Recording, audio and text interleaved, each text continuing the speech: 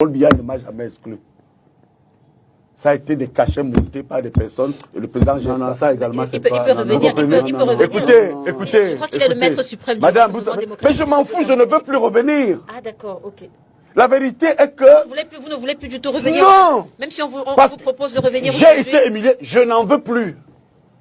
Récemment, j'étais... Rapidement, et on va parler du futur. En 30 secondes encore, j'étais sur un plateau avec un collègue qui a tenu un propos qui a choqué beaucoup de femmes parce qu'il y a plus de 2 millions de femmes qui m'ont écrit à travers les réseaux sociaux. Il a dit que j'étais comme une femme répudiée qui continue à s'agiter. Hein? C'est fort ça. Voilà. Alors je lui ai répondu que... Et conduit, je pense. Et conduit, c'est même plus fort que... Et conduite, voilà, et conduite. Et je lui ai dit que d'abord, parce que j'ai une mère, lui aussi il a une mère, nos mamans pouvaient être répudiées. Et je suis allé plus loin, je le répète ici.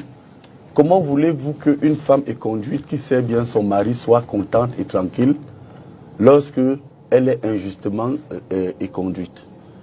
Vous savez que ce monsieur... Et le mari n'a rien dit. Hein. Oui, c'est-à-dire que... Le mari, ça dit Paul Biya n'a rien dit. C'est-à-dire que le mari, la femme est éconduite. Oui. Vous êtes une femme, Léla. Oui. Alors, vous voyez leur degré, ils ont une intelligence de moineau. Comment une femme éconduite, qui a fait des enfants, qui a bien tenu son mari dans un foyer, ne peut pas... Par la famille du mari. Non, pas son mari, et pas la famille du mari. Le mari ne dit rien, et vous voulez que cette personne ne s'agite pas. Pourquoi ne pas s'en prendre au mari, le mari qui reste silencieux? Voilà pourquoi je vous ai dit que c'est digéré et c'est dépassé. Qu'est-ce qu'il fait, non, le mari? je reviens à votre question. Oui. Écoute, Léla, vous voulez que je vous donne des conversations avec le chef de l'État? Ou alors, comme vous m'avez poussé à vous êtes la première journaliste à qui je dis Paul Biya ne m'a jamais exclu. Ça a été des cachets montés par des personnes et le président gère ça. Ça également, il peut revenir. Écoutez. Je crois qu'il est le maître suprême du mouvement démocratique. Mais je m'en fous, je ne veux plus revenir. Ah d'accord, ok. La vérité est que... Vous ne voulez plus du tout revenir? Non. Même si on vous propose de revenir? J'ai été humilié, je n'en veux plus. Je n'en veux plus. Tout simplement parce que, là je rejoins M. Ngwana. Regardez le parti du président de la République. Madame, je vous confirme que dans le RDPC, vous savez, j'ai pris l'article 18, hein, j'étais membre du comité directeur. Article 18, les organes dirigeants du parti sont le comité central, le bureau politique et le congrès. 11 ans, j'ai parlé, j'ai travaillé avec tous les secrétaires généraux. Moi, elle peut témoigner. J'ai été un des plus proches collaborateurs de Sadi qui a reformé les textes. Oui. J'ai été proche de Ndoumba. Alors, comment voulez-vous que dans le RDPC a 97 textes de base et 102 articles du règlement intérieur? C'est parce que je ne veux pas parfois humilier leurs représentants. Si je leur demande qu'on se mette à citer des articles, ils seront perdus. Je suis quelqu'un j'ai du respect pour l'homme. Mais je voudrais vous leur dire quelque chose. Que ces gens aillent lire, et les militants qui nous écoutent, l'article 83 du règlement intérieur. Que stipule cet article? Lorsque un membre du comité central est fautif, le président national convoque une commission ad hoc de 16 membres et peut la présider ou désigner un membre du comité central. Rien que cet article 83 me régale, parce qu'on a maintenant la preuve qu'au sein du parti de mon maître politique, les gens font n'importe quoi. C'est que Faubert et Blanche, les magasins, les boutiques ont été réouverts. Ça c'est une bonne nouvelle. Très bonne nouvelle. Oui. Bonne nouvelle. Mais à côté, on a parlé des cas des autres entrepreneurs camerounais qui ne sont pas accompagnés. Même si aujourd'hui, on ne sait pas ce que le gouvernement camerounais a fait. Qui avait l'obligation de faire quelque chose, soit dit en passant, pour ça. Oui, monsieur Boniphilippe, merci encore. Pour gouverner, quels que soient les champs de la gouvernance, il faut être préparé. Je me permets encore de vous dire, parlant de ma mère, que je viens jusqu'à moi, j'ai été préparé à la politique. J'avais 6 ans, je voyais déjà le président Aïdjo, chez moi, chez mon père, c'est connu. J'avais 11-12 ans, je voyais déjà ma maman à Agui Coiffure avec Madame Aïdjo. Et en haut, à Messa, Simone Méry, et je voyais déjà des hauts fonctionnaires, des gens assis, habiter les camps sikhs. Ce qui n'est pas le cas aujourd'hui. Donc moi j'ai une idée. Alors, répondre à votre question. Je crois que Dieudonné Somba a dit l'essentiel. Nous n'avons pas des gens préparés. Nous avons des jouisseurs politiques. Une oligarchie qui n'a pour seul objectif que de contrôler les ressources et de s'enrichir. Des jouisseurs politiques, vous avez dit. Hein. Oui. C'est important à dire.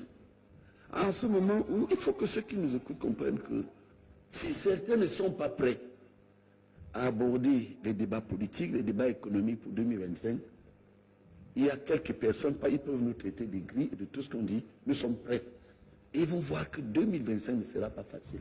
Vous voulez que je place un mot? D'ailleurs, oui. Nous avons une thématique très prochainement. On reviendra là-dessus. Nous avons une thématique prochainement qui va aborder cette question, c'est-à-dire pourquoi aujourd'hui on a l'impression que les plateaux sont désertés par les officiels de l'administration qui... Ils n'ont rien à dire. Voilà, donc nous allons... ils n'ont rien à dire. Prochainement. Et ils ne peuvent rien dire. Ils ont échoué. C'est la... Écoutez, regardez-le. Qui est en train d'enfoncer l'Afrique centrale, nous reviendrons là-dessus, et particulièrement le Cameroun. Ces gens, ils parlent trop. Ils sont toujours sur les plateaux. Vous croyez que tout le monde peut parler sur un plateau? Qu'est-ce qui fait la force de la France? Des pays de l'OCDE, c'est-à-dire États-Unis, Canada, plus Japon et Union européenne. C'est des gens qui bavardent. Des officiels défilent sur des plateaux de télévision, de radio, qui apportent des réponses de sortie de crise. Les médecins appellent ça des thérapies. Et je reviens donc sur ce que vous voilà, sur la thématique de Faubert d'abord. Faubert. Vraiment, rendons grâce à Dieu. Quand je dis grâce, je mets grâce au pluriel. Parce que, enfin, il y a des cas isolés. Vous avez parlé tout à l'heure de Vision 4. Vous avez parlé des téléfilms que j'ai très bien suivis. Vous avez parlé, je peux même aller aussi plus loin. Regardez à Freeland. Moi, je connais les problèmes qu'Afriland a eu en Guinée. Donc, vous comprenez que nous, en sciences politiques, de manière rigoureuse, nous avons ce qu'on appelle, pour relancer et soutenir les politiques économiques de l'État, ce qu'on appelle le linkage politique. Linkage politique. Oui, l'expression n'est pas de moi, elle est de James Rosemont.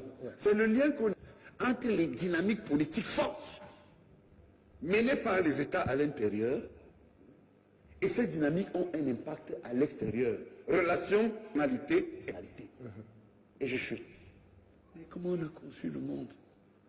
Des grandes nationales qui étaient protégées, écoutez, depuis l'Antiquité gréco-romaine, par les compagnies achartes. Ces compagnies achartes qui ont initié l'esclavage. On a même dit qu'elles ne pratiquaient pas l'esclavage. Ensuite, regardez aujourd'hui, je termine sur ce point que je connais très bien, puisque je suis modestement un bon produit, je veux dire, de l'école de l'analyse politique dynamique. La France, c'est quoi? Vous pouvez toucher à Total? Il y a eu des guerres comme celle du Congo, où on a vu M. Lissouba être débarqué. Parce qu'il a pensé... Non, il a pensé un temps ça peu. En dehors de Total, on pouvait ouvrir le marché pétrolier congolais. Je suis donc étonné. Je continue à m'étonner. C'est pourquoi je pense que ce qui s'est passé là est une bonne chose. Mais il est temps que ces oligarchies soient remplacées par des gens qui parlent, par des gens qui bavardent, par des gens qui veulent le pouvoir, par des gens qui gouvernent. Qu'on cesse de croire que c'est pas le silence. Quand vous avez la bouche fermée, on vous donne un poste de ministre, on vous donne un poste de DG. Mais vous pouvez retoquer à ceux qui se plaignent demander. Il est temps, à l'horizon 2025, on donne les fonctions de pouvoir et de décision à ceux qui en veulent. Savez-vous